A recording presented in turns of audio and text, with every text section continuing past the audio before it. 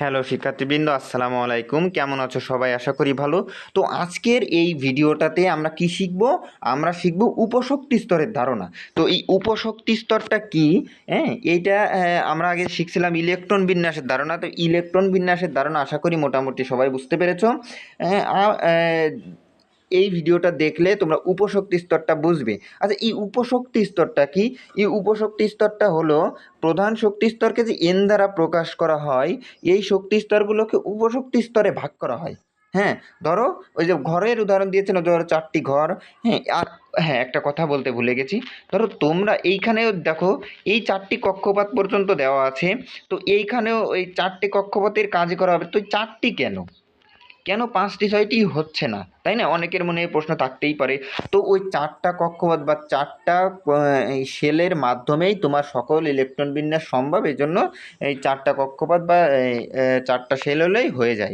আশা করি বুঝাইতে পারছি।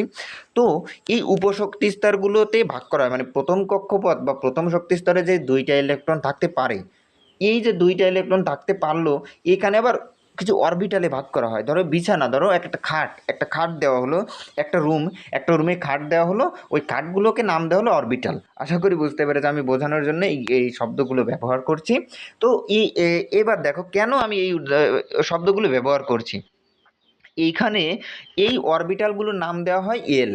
তুমি প্রধান শক্তি স্তর তো এন মানলাম, এর প্রথম কক্ষপথ 1। আচ্ছা, প্রথম কক্ষপথের নাম দেওয়া হলো কে। তো এই কে কক্ষপথে আবার অরবিটালে ভাগ করবি, এই অরবিটালের নাম দেওয়া হলো এল।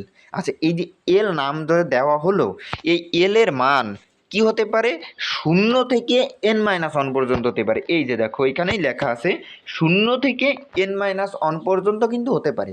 তো এই 0 থেকে n-1 পর্যন্ত দ্বারা কি বোঝাচ্ছে? 0 থেকে n দেখো কি বোঝাচ্ছে আমি বলছি। এখানে এন এর মান 1 2 0 1 2 3 4 হতে পারে। আচ্ছা, এইবার এই যে অরবিটালগুলোর নাম দেওয়া হয়, দেখো ওইখানেও 4টা কক্ষপথ বা 4টা শেল নাম দেওয়া হয়েছিল, এইখানেও দেখো এস পি ডি এফ, এই 4টায় নামকরণ, যে 4টার মধ্য দিয়ে সকল ইলেকট্রন বিন্যাস সম্ভব। এই কারণেই এই 4টি নামকরণ করা হয়েছে, ঠিক আছে? তো এইখানে যদি এন এর মান এই 1 হয়, সরি 0 হয়, এন এর মান যদি 0 হয়, এই যে দেখো এখানে আছে এন এর মান যদি 0 হয়, তাহলে এল এর মান কত হবে? এন এর মান 0 হলে এল এর মান হবে n-1। ওই যে n-1 পর্যন্ত বলছিল, 0 থেকে n-1 পর্যন্ত। তো n-1 দিল। তো n-1 দিলে মানে কি, এন এর মান যদি 1 হয়, তাহলে 1 - 1, 1 - 1 তাহলে 0। যে এন এর মান কি হতে পারে? অরবিটালগুলোর মান কিন্তু এই যে এটা হতে পারে, এন এর মান স্বাভাবিক 1 থেকে যে কোনো সংখ্যায় হতে পারে। তাহলে এই যে হলো, এই যে দেখো করলো, তাহলে মান হলো কি 0। এইবার একটা কথা বলে রাখি, এই যে এই এস পি ডি এফ, এটা দেওয়া হয়েছে, এই যে এস পি ডি এফ, এইটাকে অরবিটালের মান যখন হবে 0, তখন এস দ্বারা প্রকাশ করা হবে, পি এর মান 1 দ্বারা, ডি এর মান 2 এবং এফ এর মান কি? এফ এর মান হবে 3। ঠিক আছে? তো আমি আবার বলছি, এস এর মান 0, পি এর মান 1, ডি এর মান 2, এফ এর মান 0, যখন অরবিটালের মান অনুযায়ী এটা হয়। আচ্ছা, এইবার দেখো এইখানে এন এর মান যদি 1 হয়, তাহলে অরবিটাল বা এই এল এর মান আসে 0। এই এল এর মান যখন 0 আসে, আচ্ছা, তখন পাওয়া গেল মাত্র একটা, মাত্র কয়টা? মাত্র একটা, শুধুমাত্র 0। তো 0 হলে কি দ্বারা প্রকাশ করে? এস দ্বারা প্রকাশ করে।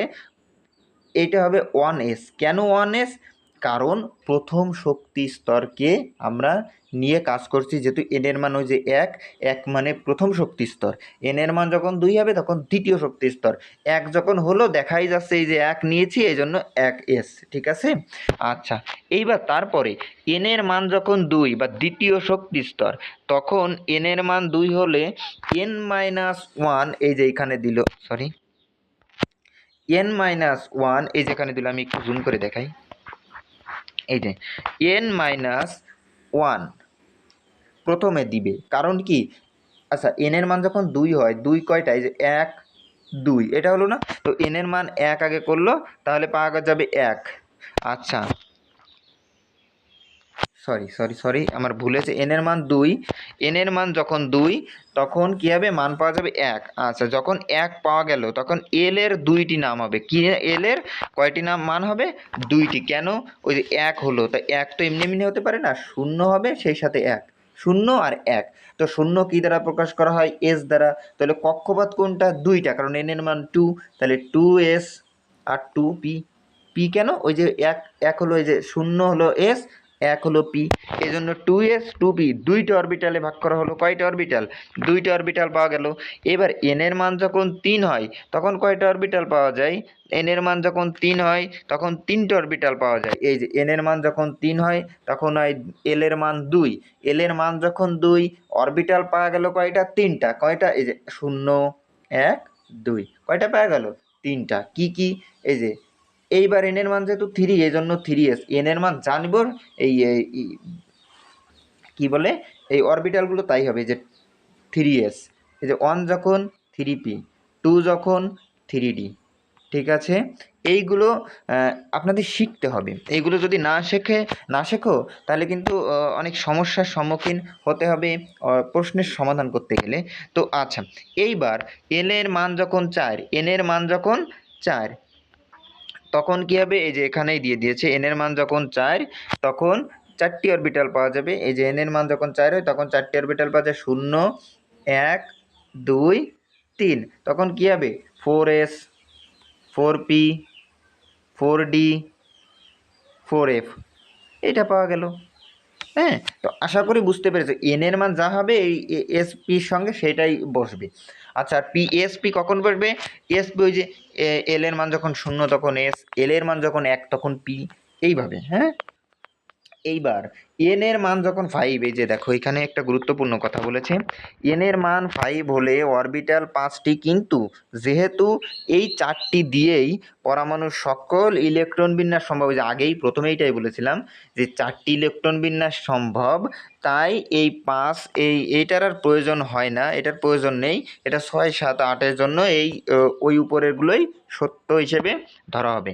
তো এইবার ইলেকট্রন সংখ্যা, ইলেকট্রন সংখ্যা মানে কি, ইলেকট্রন সংখ্যা মানে হলো প্রথম কক্ষপথে থাকতে পারত 2টি ইলেকট্রন, ভালো কথা বুঝলাম, কিন্তু অরবিটালে যখন ভাগ করা হলো, অরবিটালে যখন ভাগ করলো, ওই অরবিটালগুলোর ভিতরে ঠিক কতগুলো ইলেকট্রন থাকতে পারবে সেই সংখ্যাটাই এখানে বোঝানো, ওই সে মানটা এখানে বোঝানো হচ্ছে।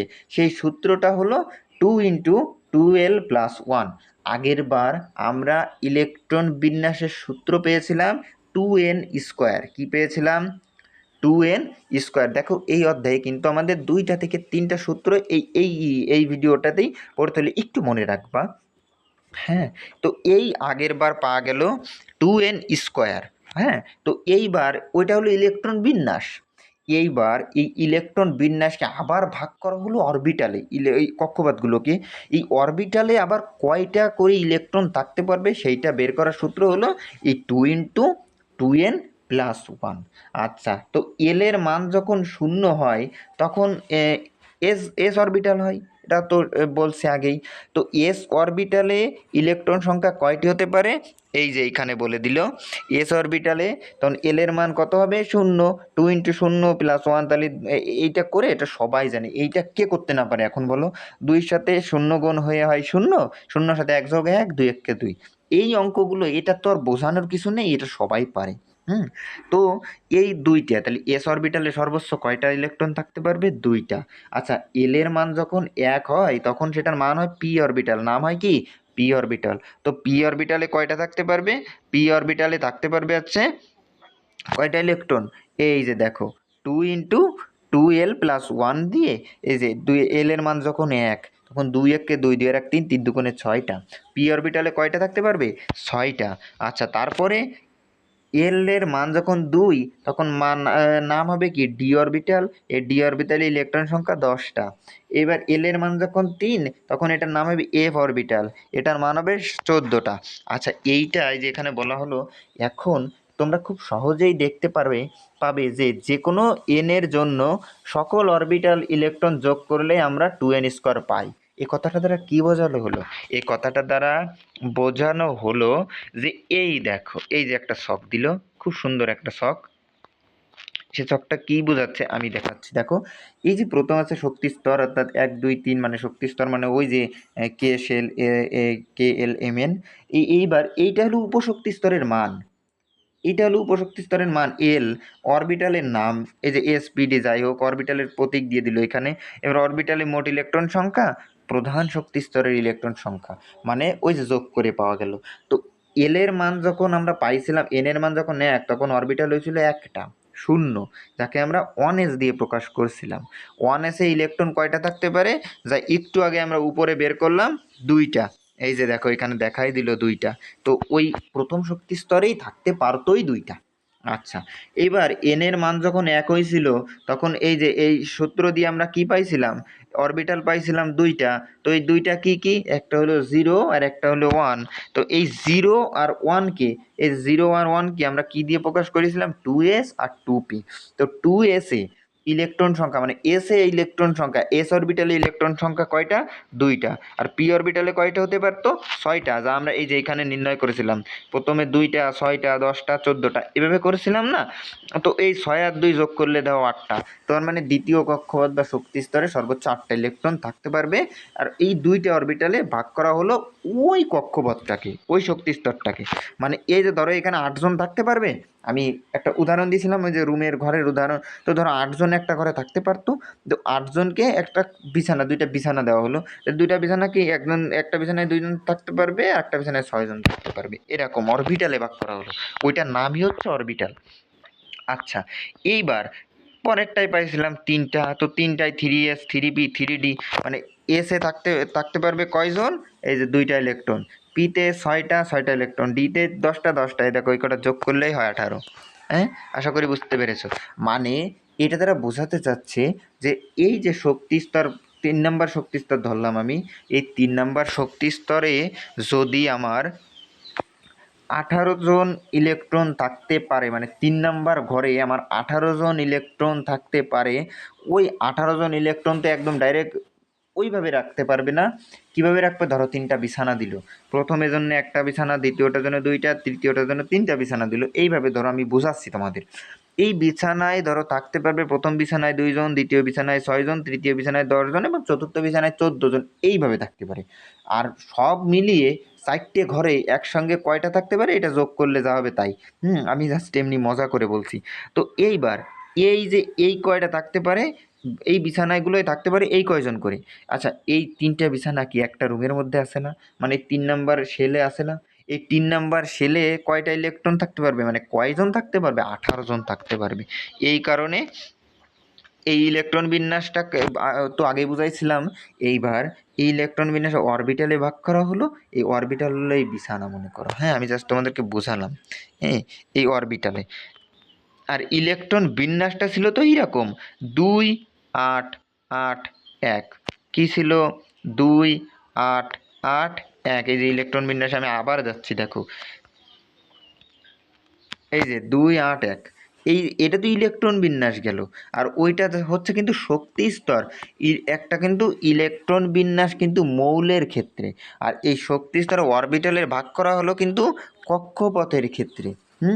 আশা করি বুঝতে পেরেছো। না এইটার সঙ্গে ওইটা গুলাই ফেলে না, এটার সঙ্গে ওইটা গুলিয়ে ফেলে না, এটা কিন্তু কক্ষপথের হিসাব করছি আমরা।